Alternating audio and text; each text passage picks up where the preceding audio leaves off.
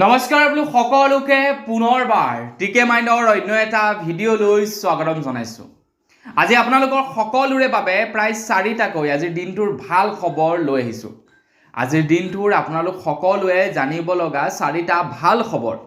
অসম চৰকাৰ তথা ভাৰত চৰকাৰে আপোনালোক সকলোৰে বাবে ঘোষণা কৰা 4টাকৈ ভাল খবৰৰ ওপৰতে আজিৰ এই ভিডিঅ'টো লৈ আহিছোঁ। তো ভিডিঅ'টো প্ৰথমৰ পৰা শেষলৈকে চাই থাকিব। আপোনালোকৰ কাৰণে ওলোৱা সেই 4টা ভাল খবৰনো কি যদি জানি ভাল পায় তেনে লাইক এটা কৰিব আৰু লগতে লগৰ বন্ধু বৰ্গলৈ ভিডিঅ'টো অকণমান শ্বেয়াৰ কৰি দিব।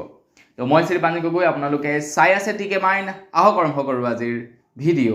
আগবাঢ়িছোঁ প্ৰথমটো ভাল খবৰৰ ফালে। প্ৰথমটো ভাল খবৰ দিয়াৰ আগতেই লাইক এটা কৰিব আৰু চেনেলটো যদি এতিয়ালৈকে ছাবস্ক্ৰাইব কৰা নাই তেন্তে চেনেলটো ছাবস্ক্ৰাইব কৰি ল'ব।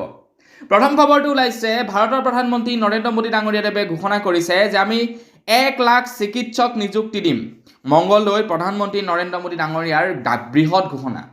তো অসমলৈ যেতিয়া নেকি ভাৰতৰ প্ৰধানমন্ত্ৰী নৰেন্দ্ৰ মোদী ডাঙৰীয়া আহিছিলে, অসমলৈ অহাৰ পাছত তেখেতে ঘোষণা কৰিছে যে 1 লাখ ডক্তৰক নিযুক্তি প্ৰদান কৰিব বুলি তেখেতে জনাইছে। আমাৰ অসমত বৰ্তমান সময়ত ডক্তৰৰ অভাৱ ঘটিছে। আপোনালোকে চাবচোন হস্পিটেলবিলাকত ডক্তৰ কিমান কম, পেচেণ্ট কিমান বেছি। পেচেণ্ট অনুযায়ী ডক্তৰৰ দৰকাৰ হৈছে কিন্তু ডক্তৰৰ অভাৱ ঘটিছে। কিন্তু এতিয়া কেন্দ্ৰ চৰকাৰৰ ফালৰ পৰা কৈছে যে 1 লাখ ডক্তৰক নিযুক্তি দিব বুলি।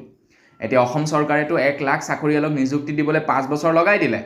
তো এতিয়া কেইবছৰ বা লগাই কেন্দ্ৰ চৰকাৰৰ ফালৰ পৰা দেখা যাওক। আগবাঢ়িছোঁ ইয়াৰ পাছৰটো ভাল খবৰ ফালে। ইয়াৰ পাছৰ ভাল খবৰটো ওলাইছে নুমলীগড় তেল শোধনাগাৰৰ ওপৰত। তো নুমলীগড় তেল শোধনাগাৰত এতিয়া হাইড্ৰজেন প্লেণ্ট বহাবলৈ গৈ আছে। সেই সম্পৰ্কেতো আপোনালোকে জানেই, মই ইয়াৰ আগৰ ভিডিঅ'বিলাকতো আপোনালোকক জনাইছোঁ।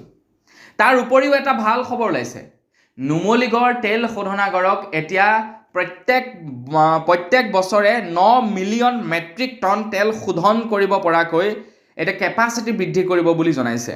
আগতে 3 মিলিয়ন মেট্ৰিক টন ৰিফাইন কৰিব পাৰিছিলে প্ৰত্যেক বছৰে, এতিয়া 9 মিলিয়ন মেট্ৰিক টন ৰিফাইন কৰিব পৰাকৈ সম্প্ৰসাৰণ কৰিব, মানে ডাঙৰ কৰিব। আৰু এয়া আধাৰশিলা স্থাপন কৰিছে অসম প্ৰধানমন্ত্ৰী ডাঙৰীয়াদেৱে যেতিয়া অসমলৈ আহিছিলে।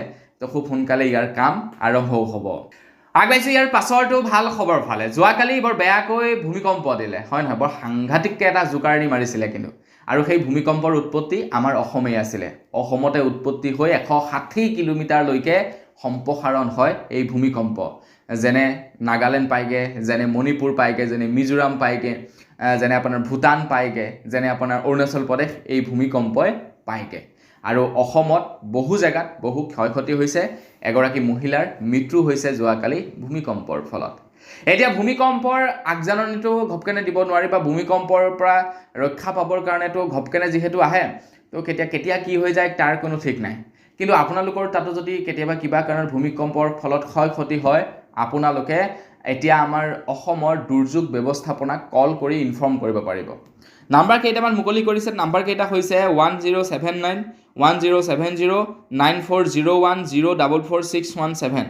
এই নাম্বাৰ কেইটাত আপোনালোকে কল কৰি দুৰ্যোগ ব্যৱস্থাপনাক কমপ্লেইন কৰিব পাৰিব যে আমাৰ ইয়াতে এনেকুৱা হৈছে, তো এইটো কি কৰা যায়। ঠিক আছে, তো আপোনালোকে নাম্বাৰ কেইটা ছেভ কৰি ৰাখিব। আগবাঢ়িছোঁ একেবাৰে শেষৰটো ভাল খবৰ ফালে। অসমলৈ যেতিয়া নেকি ভাৰতৰ প্ৰধানমন্ত্ৰী নৰেন্দ্ৰ মোদী ডাঙৰীয়া আহিছিলে, আমাৰ অসমক কিমান টকাৰ উপহাৰ দি থৈ যায় আপোনালোকে জানেনে? প্ৰায় 18,500 কোটি টকাৰ উপহাৰ আগবঢ়াই থৈ যায় আমাৰ অসমৰ বাবে। একচুৱেলি সেয়া কেন্দ্ৰ চৰকাৰে দিয়া নাই আকৌ। এইটো হয়তো চাগে বহু মানুহে ভাবিছে প্ৰধানমন্ত্ৰী ডাঙৰীয়াই দিলে বুলি, কিন্তু প্ৰধানমন্ত্ৰী ডাঙৰীয়াই দিয়া নাই। মোৰ যিমান দূৰলৈকে মানে মোৰ জনা আছে সিমান দূৰলৈকে এই আঁচনিবিলাক অসম চৰকাৰে ৰূপায়ণ কৰিছিলে। আৰু এই আঁচনিবিলাকক কেৱল আধাৰশিলা স্থাপন কৰিবৰ বাবেহে দিয়া হৈছে প্ৰধানমন্ত্ৰী ডাঙৰীয়াক। মানে ইয়াৰ সম্পূৰ্ণ ক্ৰেডিটটো আমি অসমৰ মুখ্যমন্ত্ৰী ডাঙৰীয়াকে দিম, প্ৰধানমন্ত্ৰী ডাঙৰীয়াক আমি নিদিম। কাৰণ প্ৰধানমন্ত্ৰী ডাঙৰীয়াদেৱে ক্ৰেডিট ল'ব বিচাৰে, আমি মুখ্যমন্ত্ৰী ডাঙৰীয়াকে ক্ৰেডিট দিম। কাৰণ আমাৰ অসম কেবিনেটেহে এই কথাবিলাক ঘোষণা কৰিছিলে যে এই ব্যৱস্থাবিলাক আমাৰ অসমত কৰা হ'ব। তো কেন্দ্ৰ চৰকাৰে আমাক দিয়া নাই, অসম চৰকাৰে আমাক এই উপহাৰসমূহ দিছে। প্ৰায় 18,500 কোটি টকাৰ প্ৰকল্প, যেনে Darrang medical college, nursing college, গুৱাহাটীৰ ৰিং ৰোড, নাৰেংগী কুৰুৱা সংযোগী পথ, এনেকৈ মানে যেনে তেল শোধনাগাৰ হৈ গ'ল, এনেকৈ প্ৰায় 18,500 কোটি টকাৰ প্ৰজেক্ট অসম চৰকাৰে আগবঢ়াইছে অসমবাসীৰ বাবে। তো এইটোৱে আছিলে এটা বিৰাটেই ভাল খবৰ। তো এই 4টা ভাল খবৰৰ ভিতৰত আপোনাৰ কোনটো খবৰ আটাইতকৈ বেছি ভাল লাগিলে সেইটো জনাই থৈ যাব। যদি গোটেইকেইটাই ভাল লাগিলে লাইক এটা কৰিব, চেনেল যদি ছাবস্ক্ৰাইব কৰা নাই ছাবস্ক্ৰাইবটো কৰি ল'ব। পুনৰ এটা ভিডিঅ' লগ পোৱাৰ আশা লগ বিদায় মাগিছোঁ। ধন্যবাদ। জয় অসম।